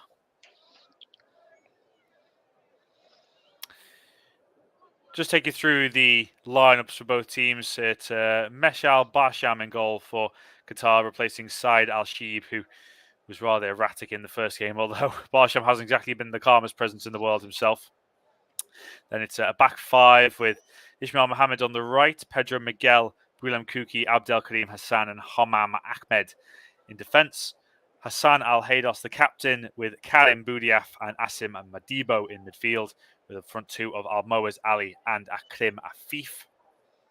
For Senegal, Edouard Mendy in goal, Youssouf Salabi, Kalidou Koulibaly, Abdou Diallo, and Ismail Jacobs is the back line, with Idrissa Gueye and Nampalis Mendy in the midfield, behind Crepin Diatta, Famara Jeju, Ismail Assar, and Boulaye Dia. And here's Sarr down the right-hand side. It's a brilliant challenge from Abdel Karim Hassan, as it goes out for a corner for Senegal early in the second half. Well, that was better defending. It was a nice challenge there. Goes out for a corner, but that's a lot better from Qatar defensively. Seeing a few bursts in the first half from Ismail Assar. It's a really good challenge between him and the defence on that side of Hassan and Ahmed. But now Diallo's forward, Koulibaly's forward, the likes of Dia and Jeju as well. It'll be Ismail Jacobs on the far side to take it with an in-swinging left footer. It's a low one towards the near post. That's a brilliant header. That is a stunning header from Famara Jeju. It's the perfect start to the second half for Senegal and a nightmare one for Qatar. Low ball in from Ismail Jacobs. Stunning near post header from Famara Jeju. It's Qatar 0, Senegal 2. Well, that's a beautiful header, nicely flicked on and directed into the corner. And this is what Senegal need to do now. It is a group competition so far, so goal difference is an issue, but that was a beautifully guided header. Certainly one of the goals of the tournament. I'd like to just take again a look at the defending here, because it looked like he had nobody near him when that corner was swung in, and that should never be the case from a corner. It felt like I was about to say that it's a poor delivery into the box, but wow, did JG make something of it. He ran across Almoez Ali at the near post. It's a stunning header. It's not necessarily in the corner, but I think the pace on the header, how early he got there, it beat Barsham all ends up. And it's a brilliant start to the second half of Senegal. Yeah, it looks like he ran across 3 defenders to get there as well, and the defense again was not focused. They were ball watching, but they allowed him to run across 3 defenders to get that header. Nobody approached him. But it was, in my opinion, a superb header. Good grief. So that's the front two, both for Senegal on target here. First one was Boulaye Dia in the first half. And then for Mara Jeju, the former Bristol City man, after the break. I think Bristol City fans will have good enough memories of Famara Jeju. 51 goals in 169 games for the side in the Championship. Now applying his trade at Alanyaspor in Turkey. But he's he came into the lineup, and I think Aliou Cisse, the Senegal coach, sensed that he needed to see more of his team going forward. Just seeing Jeju actually giving away a free kick there for a challenge in the middle of the park. He sensed his team needed more attacking impetus. And the likes of Jacobs and Jeju who've come into the team today for Sheikh Kouyaté and Pathé Cisse, they provided that forward aspect, haven't they? Yeah, absolutely. Certainly now both forwards have scored, but I got to tell you, I mean, they've got some threat in that Senegal team going forward, even without Mane. And they're looking. The start of the second half, they're looking a big threat. They are indeed. The ball into the penalty area for Qatar is headed wide by Abdel Karim Hassan, and that was probably their biggest chance of the game so far. The ball in from Akrim Hafifi. In fact, he is just offside in any instance. Hassan, he didn't get anything on it, but if he had have, it ended up in the back of the net, he would have been flagged for offside. But as you quite rightly mentioned, PJ, as well, we are in an element of goal difference now with Senegal now back up to level goal difference, now back at 0, having lost their first game 2-0 against the Dutch. We'll have to wait and see, of course, what happens between Ecuador and Holland later on this afternoon. But they'll need, if they fancy themselves and look to get maybe 3 or 4, then they could be going into an instance where if Holland beat Ecuador, where they go into the game in second place by virtue of having a better goal difference. Yeah, and having to play Ecuador on the final game as well, which will give them a lot of hope, because Ecuador, they played fairly well in the first game, but they weren't fantastic. Challenge down the left-hand side. It's a yellow card that's been brandished. It was Ismail Mohammed that's gone down. And I think, just trying to figure out who the yellow card was given to, because the cameraman has shown 3 different players. My initial reaction was Ismail Jacobs. And the first player they showed on the camera was Idrissa Gana Gueye, but I'm pretty sure it was Jacobs that made the challenge. We'll just wait for clarification on that. I think it was Jacobs, Chris. Yeah, it was down the left-hand side. It was Jacobs who was certainly closest to the ball. And the camera is now focusing on Ismail Jacobs. And my eyes did not deceive me. It was the Senegal number 14 that ended up in the book for a elbow, shall we say, into Ismail Mohammed. I think it was more the fact that it wasn't aggressive as such. It was more of a you're not going anywhere kind of tackle. But nevertheless, I think you might feel that one in the morning, Ismail Mohammed. Jacobs could probably consider himself quite fortunate. Yes, it wasn't much on the elbow, but when you do that, you put yourself at risk. That was a silly and dangerous thing to do at this stage. Anything that involves the elbow is always going to be scrutinised a little bit more, isn't it? It's in midfield now with Karim Boudiaf, headed away by Jacobs. Now forward by Diallo. Now Idrissa Gana Gueye trying to play a dangerous offside trap there, Qatar, and they just about got away with it because Idrissa Gana Gueye ended up playing the pass out wide to Diatta. Back with Gueye, Mendy, Diallo into Diatta. Forward now to Idrissa Gana Gueye, left-hand side. Diediu. It's a poor giveaway into the path of Ali. And now Madibo. Boudiaf. Hassan Al-Haydos charging forward on the right-hand side. He's got Ismail Mohammed on the outside now. Cutting back inside. He's gone down. Be very interesting decision here because I think, again, it was Jacobs that made the challenge. And I think that's the point that Hassan Al-Haydos is making. Because the ball's been played out wide to Ismail Mohammed. He's cut inside the fullback, who is already on a yellow card. And that's the point that Hassan Al-Haydos is making. Well, it looked like a late tackle, and it's I've seen bookings given for that. Ooh. Let's have a look at this. Yeah, It looks, I have to say, I feel that Ishmael Jacobs is a very lucky boy right now. yeah, absolutely, absolutely. Um, that probably should have been a red card. I think the referee has been very lenient there with Jacobs, especially seeing as though the first foul, the first booking, was a bit of an elbow. I think he's lucky to be on the field, and I think if I was the coach of Senegal right now, I might be looking at getting him off before he does something stupid. A FIFA to the box, it's bouncing around as full to Hassan, still there. Can Senegal break now? No, because that's a really good tracking back by Akrem Afif, who launches it back to his goalkeeper, who doesn't particularly take a very good touch, and it's out now to the far hand side to Ahmed. Good to see the chaos has returned in the Qatari defence. Let me just label this one at you, PJ. If he wasn't on a yellow card, would he have got one, Ishmael Jacobs? I believe he would have done. I And believe he would have that is done. the difference. I don't particularly Mm. like that. I don't particularly like that method of officiating. But I think if he wasn't on a yellow card, I think he could well have been given one as Almo Ali tries to play around the corner to Hamed Ahmed, but it is out for a throw. We're just seeing here the ball into the box by Akrem Afif. And again, it was chaos at both ends as far as Qatar are concerned. It fell to Abdel Karim Hassan, and it was actually blocked by his own player in the end. I'm not sure it would have been going in any case, but it was a snapshot from close range that was blocked by a Qatari leg.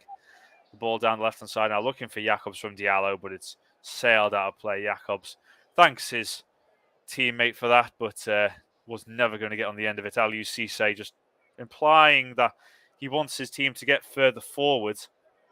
Yeah, we saw such a good start from them, but I think ever since that first few minutes with a brilliant header from Famara Jeju in the second half, it has kind of gone back into the mold of the first, if you like, where there's no particular flow to the game at the moment. We've got Boudiaf in midfield now, back to Pedro Miguel, intercepted by Jusagana Gay, tried to be flicked on by Jeju. Jeju inside the penalty area again, and it's been picked up by Kuki. Played forward now, and it's been flicked on to Almoez Ali. Akrem Afif. He's got men over on the far left-hand side. Is he going to play it? Still with Afif. Still with Afif charging forward. Can't find Almoez Ali or Hassan Al Haydos.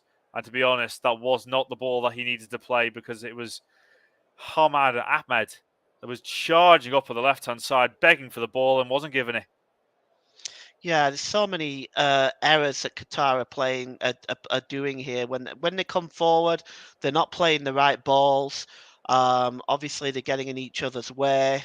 We've already touched many times on the defensive issues. Um, they look a bit of a mess, the Qatar, if I'm being honest. And I hate to be this brutal, but they are looking a bit of a mess. Does it surprise you that, though? Because 6 of this starting 11 all play for Al Sadd. Well, it does because you would think that they'd be well familiar with each other in the way that they play. Maybe it's nerves. There would have been had a lot of pressure on them as a host, and of course, with all the controversy surrounding this tournament and Qatar hosting this tournament, the one thing that the Qatari government would want is for the host team to do well. Absolutely, and they're far from doing that at the moment. Whether we can class that effort from Abdel Karim Hassan as a shot on target, we'll have to wait and see. As the ball's played into the near post, it was towards Famara Jeju. Managed to sweep it, but it was blocked into the arms of Meshal Barsham. I am just trying to see if we can confirm whether that's classed as a shot on target or not from Al Abdel Karim Hassan. And at the moment, it has not gone down as one. So we are still waiting for a first Qatari shot on target of these World Cup finals. Hassan now out to Ahmed, left-hand side, into Ali. Al Haydos. Out to Ismail Mohammed. Can't take it under control. And it looked like he would have had a good chance to get forward had he been able to do so. And Diatta gets in there to win a throw-in for Senegal. In fact, he's had a very good game, particularly maybe not in an attacking aspect, but having forced the most turnovers in this game so far. He's certainly working hard in the defensive sense. Crepin Diatta, and when you've got someone when you got so much pace on that left-hand side, of course, he's partnered by Ismail Jakobs. That's always going to be difficult for a side like Qatar to get the best of, given how hard-working he is going back as well. But it's Qatar on the ball now with Hassan towards Boudiaf. And now Pedro Miguel. Foraying forward down the right. Mohamed. Back to Boudiaf. Back to Modibo. And now Modibo has just about one possession, has he? Still bouncing about there. Diallo heads it forward. Flicked on now for Mara Jeju. Really good strength, trying to combine with Dia. Can't get it through to Dia. It's coming through to Ismail Mohamed. Akrem Afif gives it back to Boudiaf in the middle of the park. Swings it out wide to Ahmed. Back to Ali. So deep in the second half, Almoez Ali. It's not where Qatar want him at all. Hassan coming forward now. Left-hand side to Ahmed. Gets the ball into the penalty area. Cleared away easily by Kalidou Koulibaly. We're just past the hour mark for Qatar against Senegal at the Al Toumana Stadium as Hassan hits it! And it goes well wide in the end. But a shot in anger from Abdel Karim Hassan with his weaker right foot. And it was worth the go, certainly. Had Edouard Mendy worried, in fact, it wasn't that far away at all.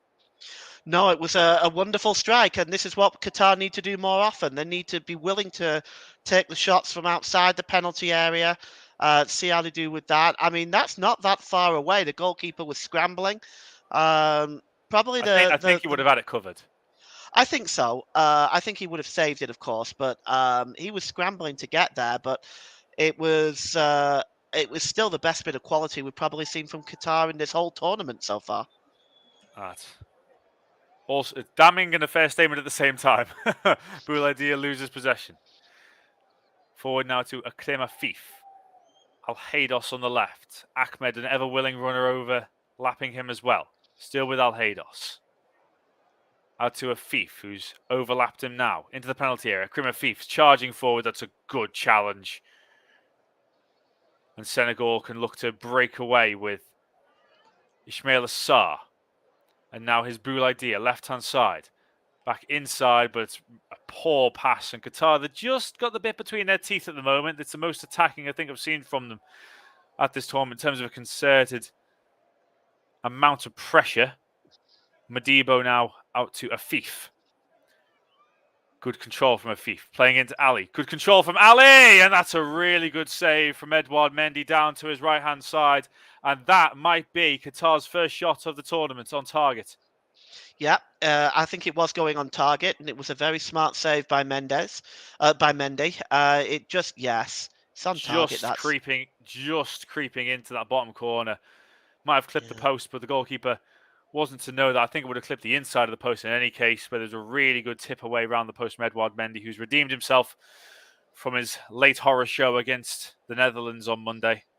But Almoez Ali, that's where Qatar wants him. That's where they need him to cause the damage. It's Afif on the far side. Plays a corner along the ground to Ahmed. Chips in. It's a really poor delivery. In fact, it might come through to Almoez Ali. He's managed to keep it. It's come through to Pedro Miguel. Can he get a shot away? He can, but it's a left foot one. And it swings harmlessly away past Edouard Mendy's right-hand post. No need to worry about that one from the Senegal goalkeeper. But Qatar's most concerted stage of pressure in the entire tournament, Ali looking at just didn't catch it properly. Otherwise, Mendy might have had a real issue. Oh, yeah, absolutely. And you're right. It is their most sustained pressure throughout the tournament. The last 6 or 7 minutes or so, they've actually started to look quite efficient going forward. I don't know whether they're going to be able to keep this up, but it's certainly an improvement. We are seeing the first change of the game.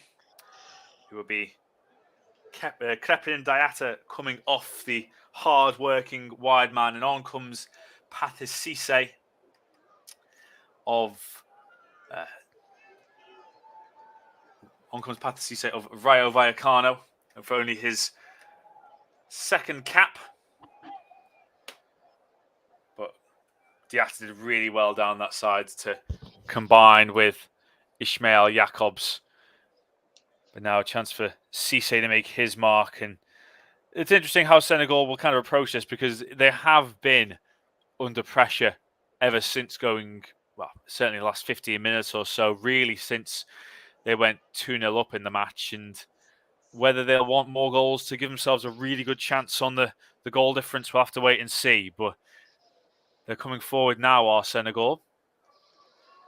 JG out to Sabali. I haven't seen too much down the right-hand side from Sabali and Sarr today, but in the second half, certainly. Here's Sarr. And now Sabali inside the penalty area. Still with Sabali. Back heel to Sarr. Swings it in. Headed away by Kuki. And now Ali forward. Akram Afif will chase it. Koulibaly's taking it down really well and gives it out to Ismail Jakobs. And now it's back with in the midfield with Mendy, but it's been given away, and it's a first time pass forward to Afif. Can he keep it in? He can. He's got Ali in the centre. Afif taking on Mendy. Looking to buy it back to Al-Haydos, but that was really good tracking back, and Senegal win the ball back and play it forward through Nampalys Mendy. It's a throw in now to Qatar from RJJ. Look to try and win a throw in for a side, or even a foul, in fact, but it was a throw in given to Qatar. Just over 25 minutes to go. Boudiaf in the centre for Qatar. Spreads it out wide to Ahmed on the left. Afif being driven back to Boudiaf. Madibo forward to Afif. He's getting a lot more involved in the last few minutes. Mohamed will send the ball into the centre just over Ali. He got a flick on it but couldn't divert it towards goal. Al-Haydos with his right foot in towards the far post. Chance! Oh, what a save! What a save from Edouard Mendy to deny Ismail Mohamed. That was the moment for Qatar to make history, and Edouard Mendy's denied them. What a superb save. What a superb save. That was almost similar to, almost like a Gordon Banks type save. Right inside the 6-yard box there. Flew to his right-hand side to make that save. Qatar unlucky. Qatar on top now. Al-Haydos in. Pedro Miguel back in the penalty area. Hassan flicks on and it's headed behind. And this pressure is building for Qatar. And it ended up being a crucial save from Edouard Mendy. It was a lovely ball into the penalty area by Hassan Al-Haydos. I think it's miscued, if anything, from Ismail Mohamed, but it's a really, really good save from Edouard Mendy. Has to react late to it. It's going back from where he came. Sticks out a strong right hand, and that is a brilliant stop to tip it around the post. It's another corner now for Qatar. Al-Haydos to take it again towards the near post. It's past the near post. It comes out to Ahmed. Ismail Mohamed swings the ball in. It's over Ali. He'll be kept in, will it? No, but Al-Haydos will take the corner. Also, will take the throw in rather. But this is the pressure that Qatar needs to keep sustaining on Senegal to get back into this game. Hassan. Ahmed. Looks to switch the play, but it's well overhit. And Pedro Miguel can't keep it in. He is furious at his fellow fullback for playing a poor pass that was never in play at any stage in terms of when it was going to be collected. We're just seeing the save again from Mendy. That is a brilliant stop. Yes, you could say it's a decent height for him, but the reactions are sensational. Oh, absolutely. As you say, was going the other way. And that is a really, really smart save.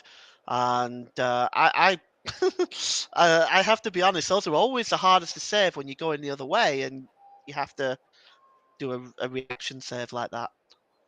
We just saw the first change of the game for Qatar. Coming off was number 12, Karim Boudiaf, and coming on was number 6 for Qatar, Abdulaziz Hatem, and he was one who started the first game, one of the scorers from the 2019 Asian Cup final. As Senegal coming forward now, ball into the penalty area, and the shot flies over the bar. I think it was Nampalys Mendy, of all people, getting into the penalty area, and his shot on the angle flew harmlessly over the bar, wasn't on target, and over Barshim's crossbar. The goalkeeper looked to have it covered, but was never really threatened by it.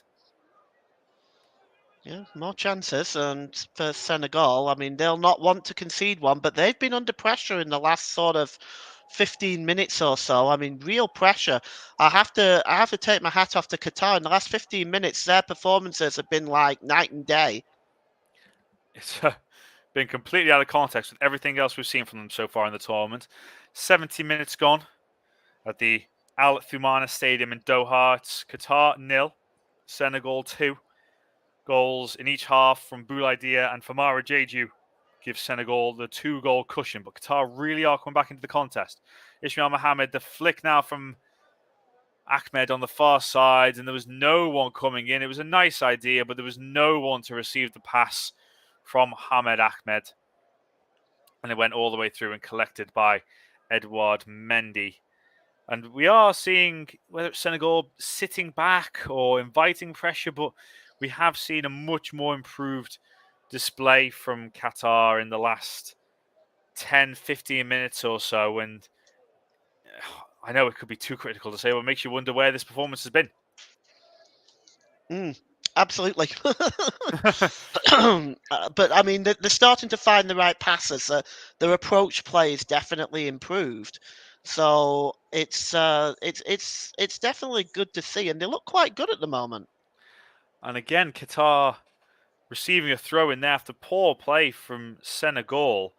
The ball was played back to Jacobs, and I think there's a little bit of unrest in the Senegal camp at the moment because they've almost sensed the kind of rustiness kicking into their displays because up until 50 minutes, albeit it wasn't comfortable as such, but they were certainly the team on top. But in the last 20 minutes, it's been borderline all Qatar. Mm, And this is Abdel Karim Hassan. The ball's come back to Hamam Ahmed. He's lovely 360, and he's won a free kick as a result of it after the challenge from Mendy.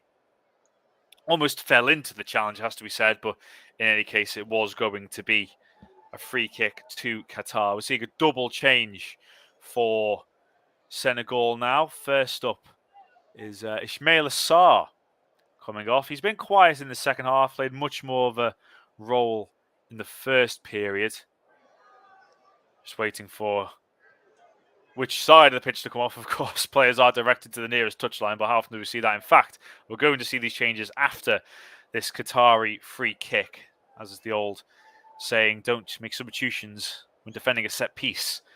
It'll be a Akrim Afif to deliver it. Right footed in the penalty area to the far post. And it was at the far stick. Trying to find out who that was at the far post. I think it was Boulem Kouki coming in, and it hit Pedro Miguel and went wide. It's a goal kick to Senegal. And they are, in fact, it's a corner kick because it came off Pedro Miguel right at Mendy. And if ever he has made a save without knowing it, that was it. Because it was right at him. It's going to be Abdelhaziz Hatem take this corner kick to the far post, headed away, and is not going to be a free kick. It's going to be a clash of heads, I think, given against Pedro Miguel. And it's Jacobs that's gone down. But when that kind of thing happens, PJ, when Kouki did so well to get back in the penalty area, it's hit Pedro Miguel and hit Mendy ultimately. You kind of get the feeling it's not your day from a Qatari perspective, don't you? yeah, absolutely. When it works out like that, I mean, the goalkeeper didn't even know it was there. And it just actually bounced off his elbow, didn't it? It just rebounded off his elbow. It was bizarre. We're seeing the double change now for Senegal. In fact, we're seeing a change for Qatar, first of all, and it's going to be Hassan Al Haydos to come off for Mohamed Muntari, who came on as a substitute in the first game and nearly scored that wonderful goal, didn't he, late on in the match with a volley that hit the top of the net rather than the back of it against Ecuador. As for Senegal, seeing Famara Jeju coming off for Bamba Dieng, the forward from Marseille. And we're also seeing Ilya Mendai. What a moment for him, the forward from Sheffield United, coming on to replace Ismail Assar. But a brilliant moment for Ilya Mendai, and he's performed really well in the Championship this season, has he, for Sheffield United? Yeah, he's had a good season so far. They're toddling along well, Sheffield United. They're certainly putting pressure on Burnley and Blackburn there around about the top of the league. So I'll be very surprised if Sheffield United aren't up there by the end of the season. And as for Qatar, it's Mohamed Muntari coming on for his 50th cap as well. The Qatari forward. So both him and Ismail Assar have reached that milestone for their respective nations in the match today. In the last 15 minutes now before stoppage time, and it's Qatar 0, Senegal 2. As we see Bouladia chasing the ball, really good defending from Pedro Miguel, who actually lost the ball for a moment there, and let's say has won that free kick, because I'm not entirely sure that was one, if I'm being honest. Yeah, he went straight down. He wasn't touched there. I'm surprised that was given, but you know, it's just the officiating we've seen in this World Cup. Needs must for Qatar. They are in a rather desperate situation now in terms of their hopes in terms of getting out of the tournament, or getting out of the group stage rather, because as things stand, they are going out of the tournament. And as things stand as well, Qatar bottom of the group on 0 points, and if there is a winner, well, I think if it's Ecuador or a draw tonight or later on this afternoon between the Netherlands and Ecuador, Qatar would exit the competition after just 2 games, whereas the host nation is not what they would want at all. As you said earlier, PJ, in terms of the exposure for the game over in the Middle East, it's not the representation they would have wanted, albeit Saudi Arabia might be doing that job for them on the Argentina win alone. Krima forward now to Aziz, and it's gone out of play on the near side. Mohamed will take the throw into Pedro Miguel. We're going to see another 2 changes for Senegal. Pape Abdou Cisse is going to be coming on alongside Pape Sarr, the big signing for Tottenham Hotspur in the summer that we haven't actually seen that much of in the Premier League, but we're going to see some of him now. Ismail Jacobs to come off, and based on the fact that he maybe shouldn't be on the pitch, that's an understandable decision from Aliou Cisse. Absolutely, it's the right thing to do. Any other tackle now, he would probably be on his way. So, smart decision there by Cisse. So on come Pape Sarr, signing for Spurs in the summer, and Pape Abdou Cisse of Olympiacos, cleared away by Kalidou Koulibaly. And in this last 13 minutes or so, I think Qatar just can't afford to be downhearted by what's happened, because they have played a lot better in this last few minutes than we've seen for the large stage of the tournament. And here's Ismail Mohamed down the right-hand side, getting the cross in. That's a good header! And Qatar have their first ever goal at the World Cup. And it had to be Mohamed Muntari on his 50th appearance for the country. He gets them back into this game. It's no less than the hosts deserve. And it's Qatar 1, Senegal 2. Yeah, they can be very proud of this. They've earned this in the last sort of 20 minutes or so. It's a wonderful header, as a matter of fact. Muntari making history for Qatar, scoring their first ever goal at a World Cup.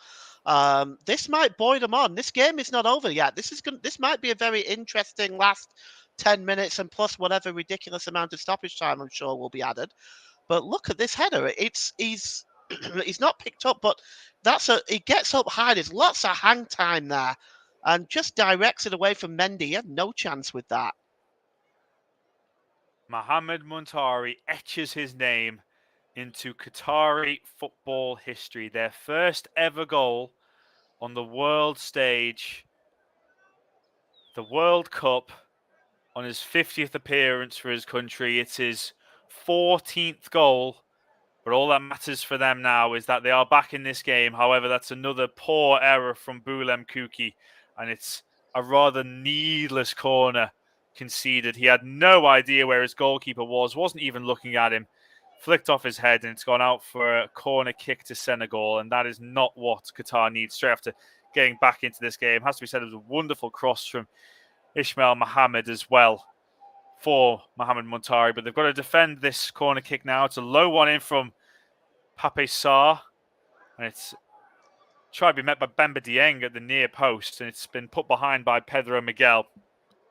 But Qatar need to survive this spell of pressure because they have been under a lot in this second half. And you certainly could argue that Qatar should have been back in this game well before they managed to do so. Pape Sarr to take this second corner. In-swinger, much high delivery. This time towards the far post, headed back, cleared away from inside the 6-yard box. And that was a big moment for Qatar just to get that ball clear. Salabi does really well to nutmeg Afif. Now, Iliam Njai. Can he get it out to Salabi? He can't because it's a really good challenge by Hamed Ahmed. But we've got a big 10 minutes plus here for both Qatar and Senegal. Absolutely. Senegal will not want to give up this lead because when you look at this, you think you've got a 2-goal lead and you give it up. You're going into your final game against Ecuador as well. This could be a pinnacle point for Senegal in this tournament. And after Jeju's goal, after 48 minutes, we were talking about Senegal's goal difference. They're not looking at that now. They're just looking at securing the 3 points. It's a free kick about 40 yards out on the right-hand side. It'd be Pape Sarr, who's taken all the set piece since he's come on to deliver it in. It's into the heart of the penalty area. It's flicked on. It's going to be a goal kick, I think. Boulaïdia won the header. They were appealing for a corner kick, Senegal, but we've got just under 9 minutes plus stoppage time for Qatar to get back into this game. It's been a really spirited second half display from the hosts. Hassan sends the ball forward, looking for Ismail Mohammed again. That was the route that led to Mohamed Montari's goal. But it was well collected by Edouard Mendy. And Felix Sanchez, I think he's just saying to Hassan, keep the ball. We've got to work it towards goal. Can't afford to give it away in these latter stages if they're looking to equalise. Koulibaly, back to Mendy. Chelsea duo. Now it's Cisse, who's slotted into centre-back with Abdou Diallo going out to full-back, which is the formation that we saw in the first game against the Dutch. But I think Senegal are going to take all their sweet time over the remaining play where possible in this game. We're just seeing a substitution for Qatar, and it will be Hamed Ahmed to come off and be replaced by number 4, Mohamed Wad, also one of the Al Saad collection of players in this Qatari squad. I think there's 13 altogether, Chris. Yes, and as we were saying, you would imagine there'd be a bit more chemistry from Qatar, but we've certainly seen a lot more of it in the closing stages of this game. The time ticks on. Such an important closing stage that we didn't look like we were going to get at one point, but it's been a really good display from Qatar ever since going 2-0 down in this game. Sabali. Akrim Afif trying to challenge Ndiaye. He's done really well there, Iliam Ndiaye. And now he's into the penalty area. He's got 2 to aim for. He's cut it back for Bemba Dieng. And that is the goal for Senegal to surely seal the 3 points. First real involvement for Iliman Ndiaye. Fantastic feat to get into the penalty area. He cut it back. And it's his fellow substitute, Bemba Dieng, who sweeps it in past Marcel Barsham to restore Senegal's 2-goal cushion and deflate Qatari hopes after such a good second half display. Bamba Dieng, it's Qatar 1, Senegal 3. Well, that's a sucker punch for Qatar. And I'm sure I'll be kicked out the goalkeeper's brotherhood for saying this, but I have to say I think Barsham could have done better with that. It's a funny one, isn't it? Because it might actually take a deflection on the way in as well off Kuki. Yeah. In fact, I think it just sweeps past Kuki in the end. But he's hit it. He's done the right thing, Bamba Dieng, where he's hit it at the near post with Barsham preparing to cover his far post. and a big moment for Bamba Dieng. Only his second goal for Senegal, but his first at the World Cup. And Senegal just settled the nerves after what was a really impressive Qatari showing in this second half. They lead 3-1 with just over 5 minutes to go before stoppage time. And you would think, PJ, that's a crucial win secured for Senegal. Yeah, yeah, I believe so. It did look like it took a deflection maybe off the defender's arm, so I take back what I said. It's not really the goalkeeper's fault in that situation when that happens, but it does look pretty much over now for Qatar. I don't see any way back for them now, and they perhaps deserve a little bit better out of the game from the second half performance. But Senegal, I think they've got the job done at this point.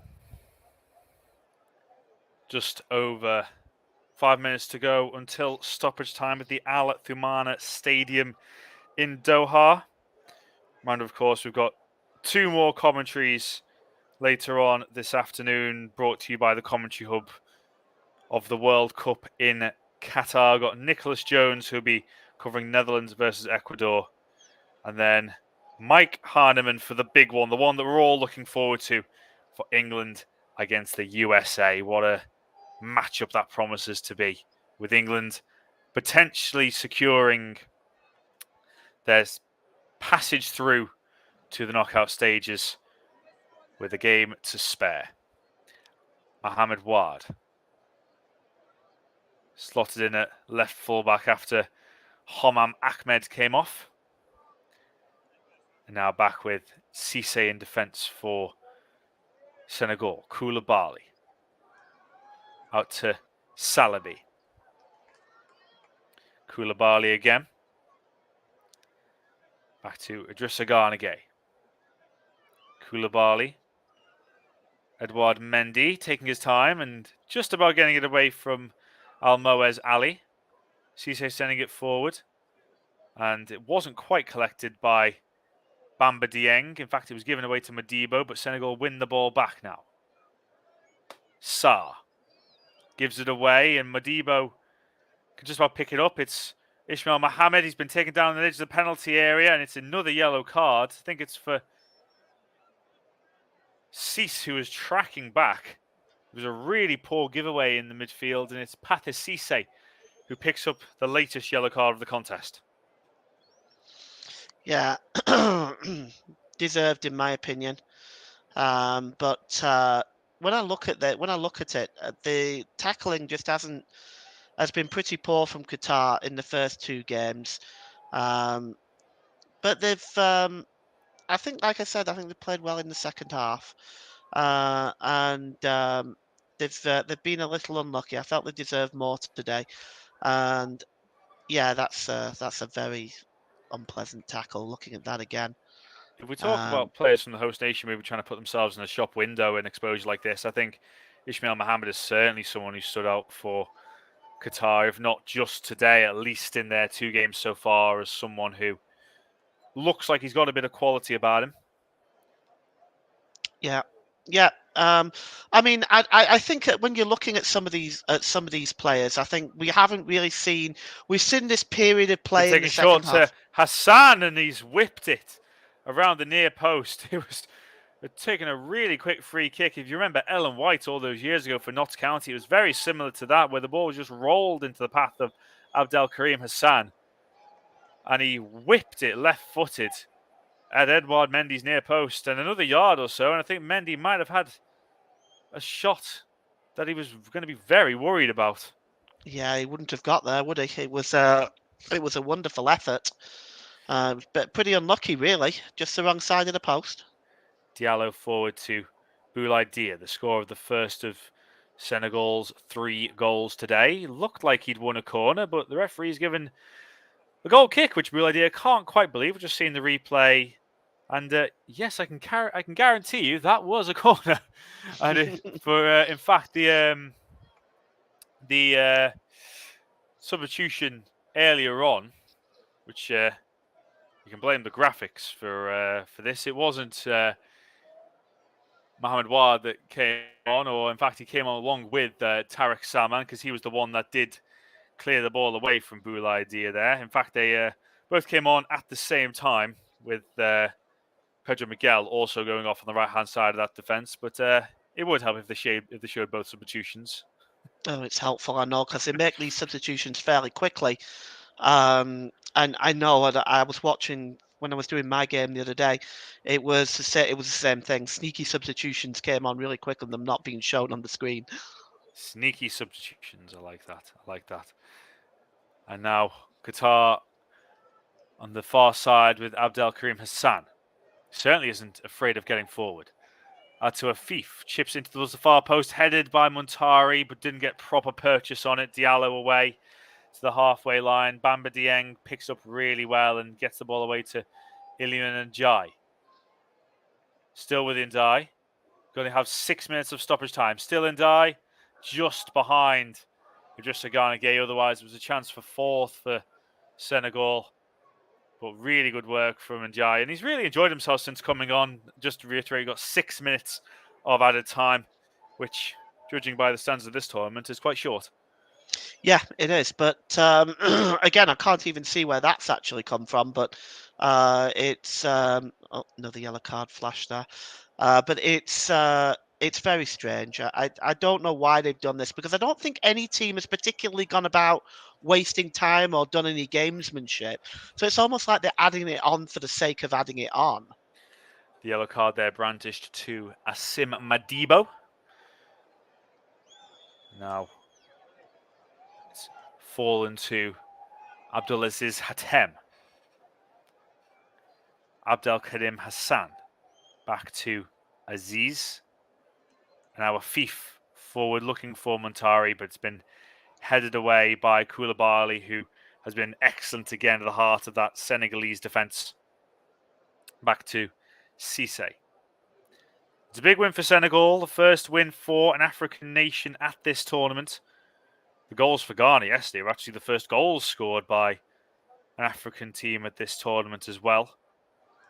And it's set up a really intriguing contest one way or another against Ecuador on the final day of the group, which will be next Tuesday. The two Group A matches kicking off at 3 o'clock UK time. Cisse forward to the far side. Salabi does really well to control it. Forward to Bamba Dieng. Diallo. Having Dia come short.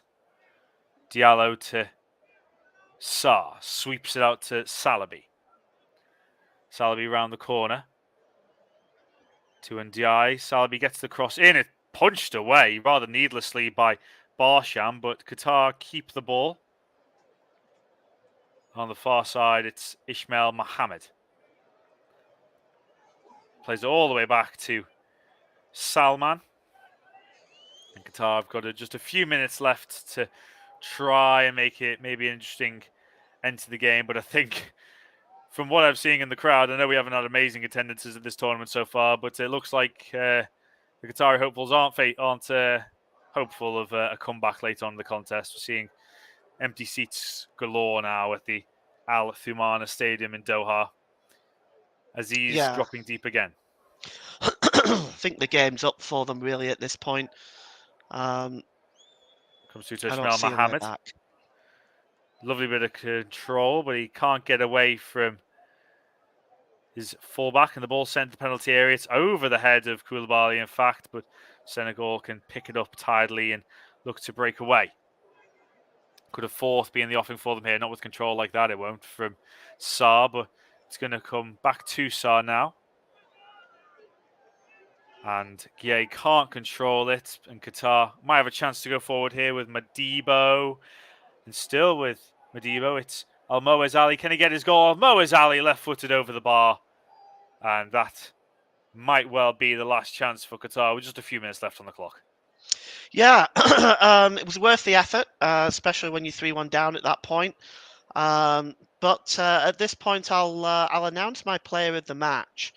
And I'm going to give it to Idrissa Gueye in midfield. I think he's worked very hard in midfield. He's been the engine room for Senegal. He's also got forward quite a few times in this game as well. Something I've not seen him do at Everton, but he's the player of the match, sponsored by Commentary Services, Atrissa Gay. Another good display from the Everton man. He's getting forward a lot more for Senegal than for Everton, but as we mentioned earlier, I think he's given a bit more license perhaps to do so by Senegal. Who's got just over a minute left in this one. And as I mentioned, the win for Senegal is crucial for them in terms of their hopes of qualifying from the group, with a crunch match against Ecuador coming up, and there could be a chance for a fourth here, but that's good defending in the end from Boulem Kuki, which isn't something that we've said an awful lot of today, to be honest, for Kuki. But the indomitable Lions have a corner kick to end proceedings, as we see the fans at the Al Thumana Stadium in Doha really enjoying their first win of World Cup 2022, with a corner kick on the far side, which will be taken by Pape Sarr. Drissa Gay over there as well, as we wind down the clock with just over 20 seconds of stoppage time to go.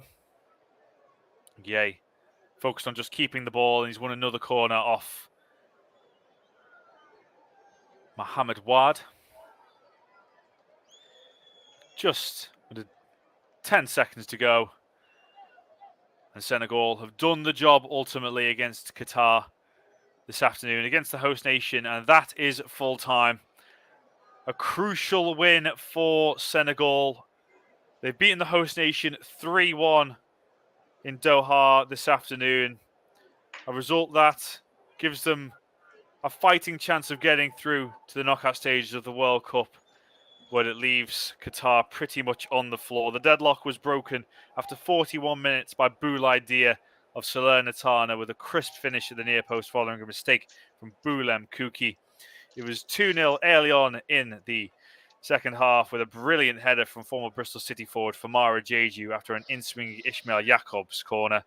Qatar improved very much after that and had their best spell of the entire tournament in the second half. And they got their reward after Ismail Mohamed's cross was met with a brilliant header from Mohamed Muntari on his 50th cap for Qatar. But any hopes of a Qatari comeback were quashed as Bamba Dieng scored his first World Cup goal after a cutback from Iliman and Jai to make it 3-1 on 84 minutes.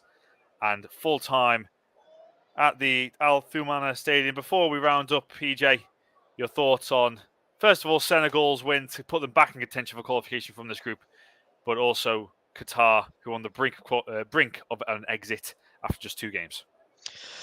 Well, Senegal, for large parts of the game, played very, very well.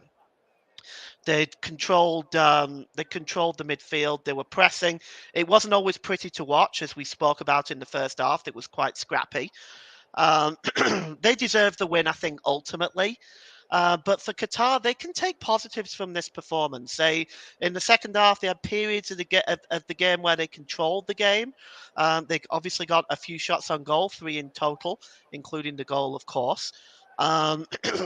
It does look like they're going out. I don't see any way back for them now, because their next game, of course, is Netherlands. But I think they can take great pride in that performance in the second half. They started to look pretty solid at some points in that second half. And as for Senegal, of course, we'll have to wait and see what happens between Ecuador and Netherlands. That's the next game coming up on the commentary hub. But it promises to be quite a contest, doesn't it? Yeah. I think obviously, of course, if it's a draw, Qatar are out anyway. If not, I think Senegal have a really good chance against Ecuador. For the Dutch, of course, they can qualify with a win, so that'd be an interesting game. I was gonna go back to bed, Chris, but it's still early here. But I think I may watch that game, that Ecuador and Holland game. I think it might be interesting. Going to bed during the World Cup? Surely not. Well, it was 4:30 when I got up, Chris. 4:30 in the morning. I'm committed. Good man, good man. Well, thank you very much, Paul, for your help alongside me this afternoon on the commentary hub for alternative commentary of Qatar against Senegal. It's finished 3-1 to Senegal, the first win for an African nation at the World Cup in 2022. Coming up next shortly on the commentary hub is live commentary of Ecuador against the Netherlands with Nicholas Jones. But from myself, Chris Coughlin, and Paul James, it's goodbye for now. Enjoy the rest of your day.